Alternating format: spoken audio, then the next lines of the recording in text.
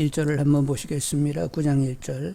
하나님이 노아와 그 아들들에게 복을 주시며 그들에게 이르시되 생육하고 번성하여 땅에 충만하라. 하나님 노아와 그 아들들에게 복을 주시면서 이런 말씀을 하셨는데, 노아 가정은 전체 몇 명이요? 8명이죠. 아들 셋에 며느리가 있었고, 그리고 노아의 아내가 있다 보니까 8명에게 하나님이 생육하고 번성하여 땅에 충만하라고 하셨어요. 이제 에덴 동산을 지으시고 아담과 하가 있었는데, 지금은 이제 홍수 심판으로 다 사람 죽고 지금은 8명의 식구가 있는데 그들에게 이렇게 축복을 하신단 말이죠. 자, 그런데 하나님이 생육하고 번성하라, 땅에 충만하라 이렇게 말씀하실 때 그냥 사람 수가 많아지기를 원하시는 거예요. 노아처럼 하나님의 은혜를 구하면서 하나님과 동행할 줄 아는 그런 경건한 사람들이 충만하기를 하나님 원하셔서 이 말을 하는 거예요. 여러분, 경건한 사람들, 정말로 거룩한 씨들이 번성되기를 하나님 원하셔서 이렇게 축복하신 줄 압니다. 근데 여러분 아시는 대로 하나님 바람대로 풀리지를 않았어요. 노아 이후 시대에도 시간이 지나면서 인간들의 총명이 어두워지고, 그리하여 하나님의 존재를 부정하고 오히려 인간의 지와 능력을 과시하기 위하여 인간의 이름을 내기 위하여 바벨탑을 쌓습니다. 그래서 하나님께서 그들의 언어를 이렇게 혼잡하게 만드시는 가운데 사람들을 다 흩어버리시게 되었던 거지요. 그리고 갈대 우르에 찾아가가지고 아브라함을 택하셔서 너희시로 큰 민족, 경건한 사람들이 많은 이런 민족을 만들겠다고 또 약속을 하시는 거예요. 그런데 그렇다고 해가지고 괄목할 만한 일이 벌어지지는 않았습니다. 그런데 언제부터 진정 거룩한 씨들이 번성하게 되느냐 하면, 하나님 아들께서 육신을 입고 이 땅에 오셔서 십자가의 대속과 그리고 부활과 승천 그리고 성령으로 사람들 안에 오심으로 진정한 거룩한 씨들이 생겨나게 되었고 그들의 번성이 있게 되었단 말이죠. 그래서 이렇게 처음 생겨난 공동체가 뭐라고요? 초대교회였습니다. 이 초대교회는 말씀 흥황하고 성령이 충만하여 하나님을 제대로 경외할 줄 아는 무리였습니다. 그리고 이 공동체는 점점 이제 확장되는데 예루살렘에서 유대 그리고 사마리아와 땅끝으로 계속 이렇게 확장돼 가게 되었던 거지요. 근데 이제 우리가 교회사를 보게 되면 수많은 사건 사고가 있습니다. 그렇게 한꺼번에 이렇게 확 사실은 그렇게 펴지지를 않아요. 한동안 오히려 오랜 동안 이렇게 유럽 그 지역 이론에서만 이렇게 복음이 있었고, 그 밖에 아시아라든가 아프리카라든가 아니면 뭐 러시아라든가 중앙아시아라든가 이런 데는 복음이 퍼지지 않았고, 그렇게 퍼지게 된 것은 그렇게 오래지 않습니다. 하여간 교회사를 보면 극심한 핍박도 있었고 거짓 선지자들이 만든 이단들도 있었고, 교회 내에 어떤 비진리적인 정치 구조가 있었고, 그리고 영지주의, 합리주의, 공산주의, 다원주의, 인본주의, 약간 다양한 공격들이 있었단 말이에요. 그런데 하나님께서 은혜와 당신의 열심으로 계속 거룩한 씨들을 만들어 가셨습니다. 그 하나님의 은혜와 열심 가운데 우리도 한 대상이 돼가지고 오늘날 이렇게 믿게 된 것이죠. 그런데 말씀인데, 여러분 하나님께서 원하시는데 내가 여전히 주인 되어 사는 육적인 크리스찬을 번성케 하시려고 했던 거요. 나는 죽고 주님이 주인 된 그런 영적인 크리스찬을 번성하기를 원했던 거요. 그래서 생육하고 번성하라 이 말씀이 거룩한 씨들이 번성하라는 이런 축복인데, 우리들도 성령 충만을 구하면서 나로 사는 나는 죽여버리고 주로 사는 영의 사람들, 곧 거룩한 씨로 살기를 소망하는 분들이 다 되기를 원합니다. 그런데 여러분, 거룩한 씨로 사는 사람이 어느 시대나 많았어요, 적었어요? 항상 적었습니다. 근데 그 소수 항상 성령이 충만하여 성령으로 살고 성령을 행하는 영의 사람들은 소수였는데, 그들이 그렇게 되는 데는 누구의 역사가 있었어요? 하나님의 창조적인 역사가 있었던 것입니다. 영으로 사는 사람은 하나님의 창조적인 수준에서의 역사요. 예수 그리스도 안에 있으면 뭐라고? 새로운 피조물이라. 새로운 피조물이라는 것은 하나님의 창조적인 능력이 역사됐다는 것 아니요? 그래서 하나님의 창조적인 역사가 있어야만 그 소수 진정한 영적인 크리스찬 가운데 우리가 속할 수 있단 말이요. 그래서 늘 기도하셔서 하나님의 은혜를 입기를 원합니다. 너와 같이 초대교회 사도들 성도님들 같이 정말로 하나님으로 주로 말미암아 삶을 살 수 있는 저가 되게 달라고 계속 깨어서 기도하는 분들이 되기를 원합니다. 창조적인 소수 가운데 속하기를 더욱 소망하는 분들이 되기를 원합니다. 자, 2절 보시면 땅에 모든 짐승과 공중의 모든 새와 땅에 기는 모든 것과 바다의 모든 물고기가 너희를 두려워하며 너희를 무수하리니 이것들은 너희 손에 붙였음이니라. 여러분, 왜 하나님께서 이렇게 짐승들, 새들, 기는 것들, 물고기들로 하여금 인간을 두렵게 만들었던 거지요?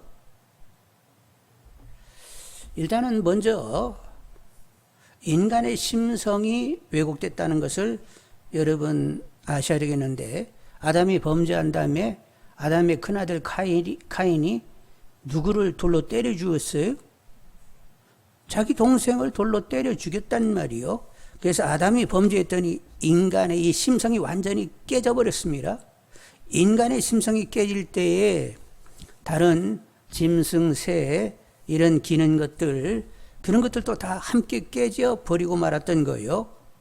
그래서 짐승들도 서로 잡아먹고 또 인간을 해치는 수준으로 가게 되었단 말이요. 그래서 하나님께서 인간이 이런 모든 것들을 만물을 다스려야 되는데 그렇게 되면 안 돼서 하나님이 그 짐승들, 새들, 기는 것들, 그런 것들에게 인간을 두려워하도록 그렇게 마음을 주었던 거지요. 여러분, 인간이 범죄하기 전에는 모든 생물들이 어떻게 살았을까요? 이사야 11장 6절로 8절에 보니까 이렇게 기록이 되어 있는데, 이것은 물론 이제 예수 재림하면 새하늘과 새 땅이 임하게 되면 이런 환경이 될 것이라고 이렇게 말씀하시는데, 사실은 이것이 아담이 범죄하기 전에 에덴 동산에 있었던 것이란 말이요. 그래서 이사야 11장 6절로 8절 말씀을 제가 읽으면, 그때 이리가 어린 양과 함께 살며 표범이 어린 염소와 함께 누우며, 누가 누구랑 누워 있다고요? 포범이 어린 염소와 함께 누워 있다는 거예요. 송아지와 어린 사자와 살찐 짐승이 함께 있어 어린아이에게 끌리며 암소와 곰이 함께 먹으며 그것들의 새끼가 함께 엎드리며 사자가 소처럼 풀을 먹을 것이며 젖 먹는 아이가 독사의 구멍에서 장난하며 젖된 어린아이가 독사의 굴에 손을 넣을 것이라. 그러니까 인간이 범죄하기 전에는 이렇게 평화가 있었어요. 인간의 권위를 이 짐승들이 알아보고 인정을 한단 말이요. 그리고 인간을 무수하지 않았어요. 다들 이렇게 질서 있게 평화를 가지면서 서로에게 좋은 마음을 품고 이렇게도 지내게 됐단 말이요. 그런데 누구 때문에 깨졌다고?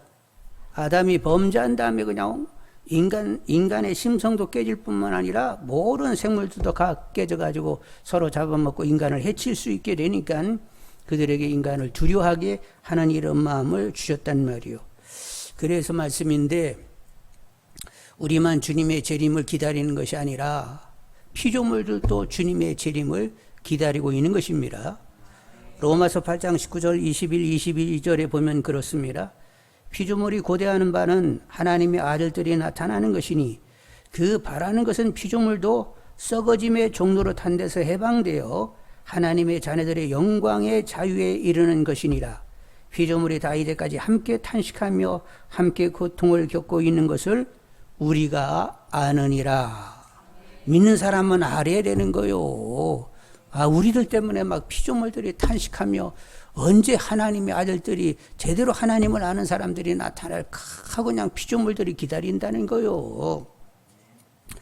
그래서 오늘날에도 온난화 현상으로 우리가 살고 있는 지구가 막 무수한 자연재해가 막 계속적으로 발생하고 있어요. 그렇게 온난화가 된 것은 뭐 때문에 그렇다고?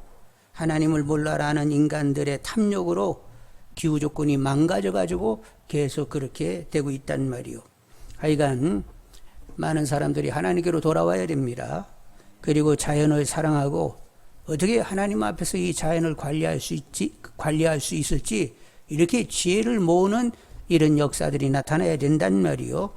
그래서 많은 사람들 하나님께로 돌아와 그들의 배후에는 사단은 제하고 묶여있는 그들은 풀려서 복음을 받는 가운데 하나님의 사람들이 되게 하시고 정말로 이 자연을 이 하나님이 지으신 세계를 다시 한번 관리해내고자 하는 이런 노력들이 전 세계적으로 있어지도록 그렇게 기도하시기를 원합니다.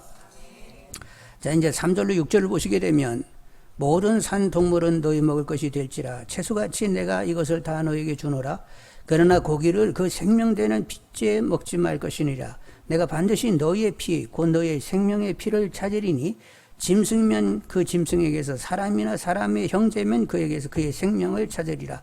다른 사람의 피를 흘리면 그 사람의 피도 흘릴 것이니 이는 하나님이 자기 형상대로 사람을 지으셨음이니라. 인간들에게 이렇게 생물들을 잡아먹게 하였는데 이미 하나님이 이 말씀하기 전에 아담이 범죄한 이후에 인간들이 생물을 잡아먹은 줄 압니다. 근데 지금 하나님이 이렇게 말씀하기 전에 이미 인간들이 짐승들을 생물들을 잡아먹었어요. 근데 뭐까지 다 먹었다고? 피까지 다 먹어서 피는 먹지 말라고 이렇게 말씀하시는 줄 압니다. 인간의 피도 귀중하고 짐승들의 피도 생명이니까 그것은 먹지 말라. 인간의 피는 흘리지 말라 이렇게 말씀하시는데 이렇게 얘기하는 것은 일단 모든 것은 누가 지었다고요? 하나님이 지었음을 상기시키는 것이고 그리고 생명을 중시하도록 하기 위하여 피는 먹지 말라. 인간의 피는 흘리지 말라 이렇게 말씀하시는 줄 압니다. 여러분 생물은 피채 먹지 말라고 이렇게 말씀하셨어요. 그래서 이거 선짓국 못 먹겠네. 근데 사도 바울은 모든 만물은 하나님이 주신 것이고 깨끗다 여기고 감사함으로 먹으면 문제될 것 없다. 이제 우상 제물과 관련하여 그렇게 말씀을 하셨어요. 그러니까 하여간 선하게 생각하시고 감사함으로 먹으시기를 원합니다. 근데 이제 인간의 경우는 다른 사람의 피를 흘려서는 안 된다 이렇게 말씀하시면서 인간은 특별히 이렇게 인간의 피를 흘려서 안 된다 그러면 너도 죽는다 이렇게 말씀하시는데 왜 그러냐면 인간은 하나님의 형상으로 지어졌기 때문에 다른 피조물과는 다르게 더 중하게 이렇게 말씀을 하시는 거예요. 그래서 말씀인데 우리 서로 귀중히 여길 수 있기를 원합니다. 주님이 말씀하시기를 내가 너희들을 사랑한 것 같이 너희들도 서로 사랑하라. 사도들께서는 말씀하시기를 서로 대할 때 누구께 대하듯 하라고? 주께 대하듯 하라 이렇게 말씀을 하셨어요. 와, 우리 서로 대할 때 주님 대하듯 하고 있어요? 아니면 고개 흔들고 그렇다고 하면 끄떡거리고 눈치 보니까 옆으로 흔들어야 되는데 그럴 수도 없고 가만히만 있네. 여러분 우리는 서로 주께 대하듯 하라고 하는데 그렇게 그 말씀이 신비에 담겨지면서 실천이 안 되는 거예요. 그러나 계속 묵상하시는 분들이 되시길 바라고 말씀이 말씀되는 분들이 다 되기를 원합니다. 믿지 않은 사람들도 여러분 사랑해야 됩니다. 믿지 않은 사람도 일단은 누가 지었다고? 하나님이 그들을 당신의 형상 따라 지었기 때문에 믿고 안 믿고를 떠나서 이미 하나님이 지었다는 이 사실이 무게가 있는 거예요.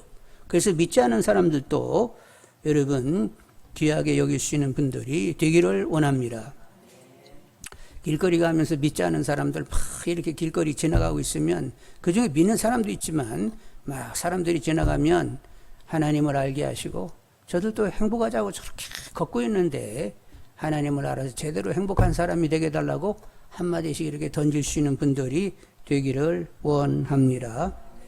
그들 배후에는 악의 세력을 다 제하시고 묶여있는 그들을 풀으시고 그들 복음을 받게 하시고 하나님을 알고 하나님께 바르게 반응하며 하나님으로 행복한 사람들이 되게 해달라고 기도하는 분들이 되기를 원합니다. 자, 이제 8절로 17절에 보면 하나님께서 다시는 홍수로 인간을 심판하지 않겠다 이러면서 약속하시고는 약속의 증표로 뭐를 띄워놨어요? 무지개를 띄워놓으시게 되었어요. 근데 이제 여기 홍수로는 심판하지 않겠다라고 하는 것이 전 세계적으로 전 지역을 심판하지 않겠다는 것이지 국지적으로는 심판하세요. 막 해일로 그냥 막 한 도시를 다 덮쳐버리는 이런 일들도 있고, 하여간 국지적으로는 이런 홍수, 태풍 뭐 이런 걸로 피해를 입게 하지만 온 세계, 전 지구 전체를 홍수로 이렇게 심판하는 일은 안 하시겠다는 거예요. 자, 그런데 무지개를 띄우면서 이렇게 언약하시는 하나님을 보면서 이제 다양하게 해석은 할 수 있는데 저는 이런 생각을 해보게 됩니다. 일단 노아의 가족으로 홍수 트라우마로부터 괴로움당하지 않게 하시기 위한 조치다 이런 생각을 하게 되는데, 사람이 어떤 어려운 상황을 충격적으로 경험하게 되면 비슷한 상황에 이르게 되면 비정상적인 심리적인 반응을 보일 수가 있어요. 예로 어린아이가 엘리베이터를 탔는데 중간에 갇히는 이런 경험이 있었다. 그러면 잘하면서도 어떤 좁은 공간에 들어가게 되면 숨을 못 쉬고 폐쇄 공포증을 가질 수가 있단 말이에요. 과거의 어떤 충격이 여전히 비슷한 상황이 이르게 되면 그것이 공포가 되고 신체적인 어떤 활동에 문제를 낳게 된단 말이에요. 필리핀 사람들은 1년에 태풍이 20여 차례 간다는 거예요. 20여 차례. 지금 우리나라 이렇게 지나간 태풍이 있죠? 우리는 몇 개 지나가요? 1년에 서너 개 이렇게 지나가면 그냥 지나가는 거예요. 그런데 필리핀 사람들은 한 20여 차례가 이게 지나간다대. 그래서 그 사람들은 일종의 바람이 세게 불고 비가 오기 시작하면 일종의 그런 트라우마가 있는 거예요. 어떤 공포심에 잡히게 되는 거야. 그래서 자기들은 그런 태풍에 대한 트라우마가 있다고 얘기를 합디다. 이런 이해를 가지면서 비가 며칠 동안 안 왔지? 아니, 비가 며칠 동안 왔지? 40일 밤낮으로 왔습니다. 밤낮. 근데 막 비가 올 때는 막 번개치고 그냥 천둥 번개가 있고 막 여러분 아주 어느 때는 보면 막 하늘이 찢어지는 소리 나지요? 아마 구름과 구름이 막 이렇게 같이 막 맞다 이겨지는 것 같습니다. 그런 막 찢어지는 소리를 하면서 막 번둥 이렇게 천둥 번개가 막 치면서 굉장히 이렇게 어려움이 있는데 40일 밤낮으로 그냥 낮밤도 없이 그냥 밤낮으로 그런 40일을 보냈다. 그리고 나중에 보니까 막 산 위까지 바다가 돼버렸다. 그리고 이제 나중에 보니까 모든 사람들이 다 죽었다. 짐승이 뭐 그냥 싹 죽은 것을 보게 되었다.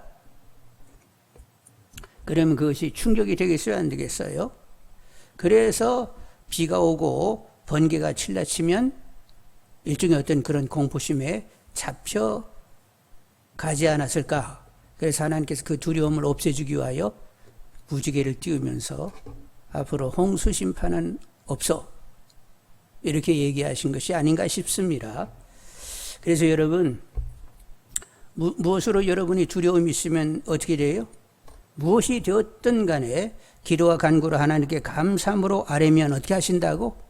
모든 지각에 뛰어나신 하나님의 평강이 그의 마음과 생각을 지키시리라, 이렇게 말씀을 하셨어요. 그러니까 여러분, 두려움이 생기게 되면 그걸 곰씹으면 그냥 두려움의 수렁에 확 빠져서 헤어나올 수가 없어요.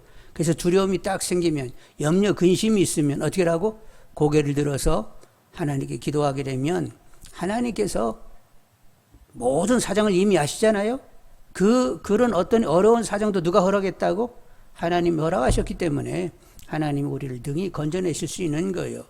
여러분, 항상 염려, 근심, 걱정, 두려움 이런 것에 휘둘리지 말고 늘 기도와 간구로 하나님께 아뢰는 가운데 하나님 주시는 평강으로 여러분의 마음과 생각이 항상 지켜지는 분들이 되기를 원합니다. 아셨죠? 늘 평강한 사람은 안색이 평강할까요? 이렇게 어둡고 침침할까요? 잔잔하지. 이렇게 평강한 사람 얼굴이 이렇게 잔잔하고 이렇게 편안한 얼굴을 하고 있죠? 그런데 이렇게 염려 근심 많은 사람 막 까칠까칠하고 뭐 굳이 이런 말을 해야 되나? 화장빨도 안 받고 그냥 이렇게 부성부성하게 지내게 된다는 말이요. 여러분들 평강이 넘치는 분들이 다 되기를 원합니다. 그리고 이제 18절 이하에 보면 노아가 농사를 지었어요. 그래가지고 무슨 나무를 심었다고? 예, 포도나무를 심었어요. 그래서 이제 열매를 따가지고 포도주를 담았습니다. 그래서 이제 포도주를 담고 얼마나 이제 성숙이 잘 되는지 해가지고 이렇게 맛을 보게 되었는데 딱 맛을 보니까 입에 쩍 붙었어요? 안 붙었어요? 와, 맛있다. 그래가지고 한 잔이 두 잔 되고 두 잔이 석 잔 되고 처음에는 사람이 술을 먹었는데 나중에 누가 누구를 먹어버려? 술이 사람을 먹어버려가지고 그래가지고 열도 나겠다 해가지고 그냥 훌떡 벗고는 사지를 벌리고는 완전히 그냥 누워버리고 말았어요. 근데 이를 제일 먼저 본 사람이 둘째 함이었습니다. 함이 딱 보니까 그냥 활기짓하고 이렇게 누워 계신 아버지를 보니까 꼴이 말이 아닌 거요. 그래가지고 형들에게 가지고 그 첫째 형하고 동생 야베드에게 가가지고 야야야야 아버지 장막에 들어가 봐라. 아버지 꼴이 아니다 막 이러고 얘기를 했단 말이요. 근데 함이 정말로 아버지를 공경할 줄 알았으면 딱 보는 순간 어땠다고? 아버지가 훌떡 벗고 있었으니까 아버지 벗은 옷 다시 이렇게 얹혀 드릴 수도 있는 것 아니에요? 근데 그것을 못하고 나와가지고 셈과 야벨에게 얘기했단 말이에요. 그래서 셈과 야벨이 어떻게 했다고? 장막으로 들어가는데 아버지의 하체를 보지 않기 위하여 이미 옷을 취하여 뒷걸음질 쳐 들어가서 아버지의 하체를 가려주게 되었어요. 그래서 나중에 일을 한 노아는 함은 저주하고 셈과 야벳은 축복하게 되었던 거지요. 자, 그래서 일단 확인할 것. 왜 노아는 이렇게 됐는가 하는 것인데 당대의 완전한 자요 의인이요 하나님과 동행하는 자라고 이름을 듣는 이런 사람에게 왜 이런 일이 생겨야 되는지. 근데 여러분 사람은 때때로 영적인 긴장이 풀어질 때가 있어요. 결국 영적 긴장이 풀어져서 해이가 돼가지고 이렇게 되는데 사람들이 언제 영적 긴장이 해이가 돼요? 편안할 때. 편안할 때, 육신적으로 편안할 때 영적으로 해이가 오게 되는 것입니다. 다윗이 얼마나 10년 가까이 이렇게 쫓김을 당하면서 하나님 없이는 저는 못 살아요. 하나님만 찾으면서 살 때는 문제가 없었어요. 영적으로 굉장히 탁월하고 하나님과 잘 통하는 사람이었습니다. 근데 나중에 임금이 돼가지고 전쟁터에 나가지 않아도 될 만큼 됐어요. 그래서 이제 전쟁터에 나가지 않으니까 낮잠 주무시고 좀 이제 보니까 글쎄 누가 목욕하고 있잖아요. 그래서 보니까 부하장수 우리아의 아내 밧세바였습니다. 그래서 취했는데 임신이 됐어요. 그래서 그걸 가리기 위하여 부하장수를 최전선에 서게 가지고 저게 화살에 맞게 죽게 했습니다. 그래서 여러분 육신적으로 편안한 거 좋아할 거 하나도 없어요. 육신적으로 편안하면 영적으로는 여러분에게 문제가 될 수가 있습니다. 그래서 일단은 경건에 창념하는 분들이 다 되기를 원합니다. 기본은 경건에 창념하는 거예요. 늘 성령의 충만을 구하는 가운데 절제의 능력을 갖는 분들이 되기를 원합니다. 절제는 내가 절제하려고 해서 되는 것이 아니고 우리 인간에게는 죄의 본성이 얼마나 강력한지 나는 절제하고 싶어도 마음으로는 원이지만 내 마음대로 되는 것이 아니에요. 누가 하실 수 있다고? 성령이 역사하셔야 성령의 그 열매 가운데 뭐가 있지? 절제라는 열매도 있습니다. 절제가 역사가 되어져야 그런 것이 잘 이겨진단 말이요.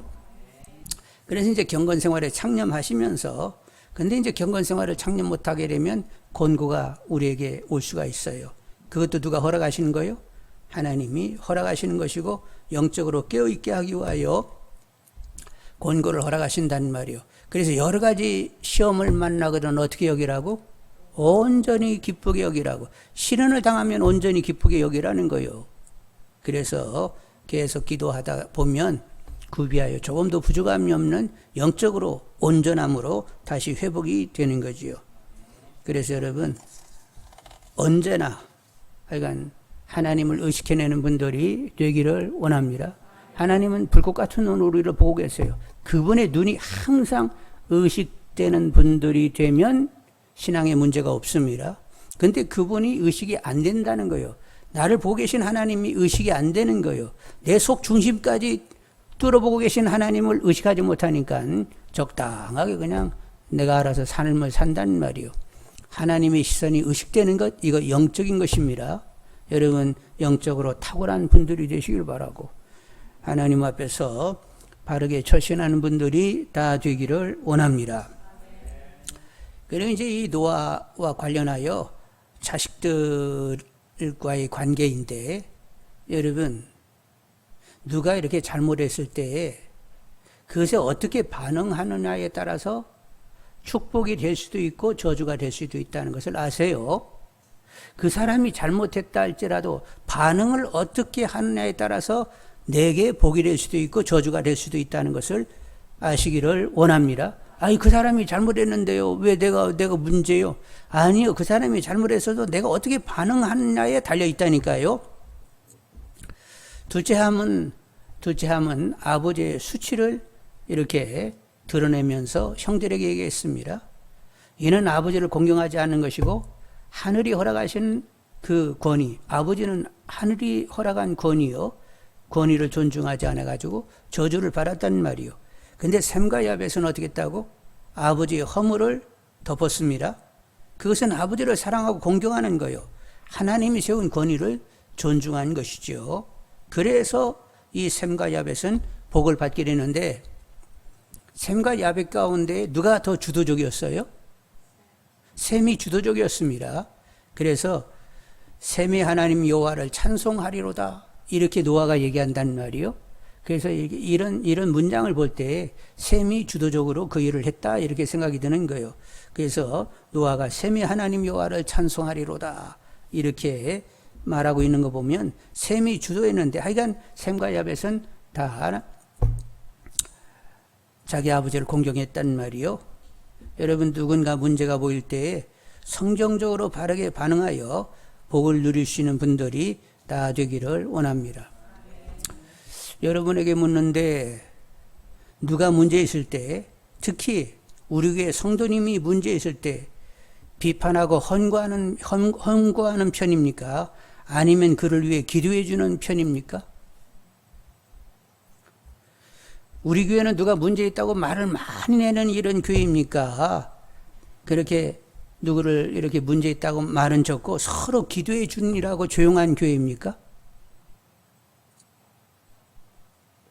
서로 저주가 되고 있습니까? 서로 복이 되고 있습니까?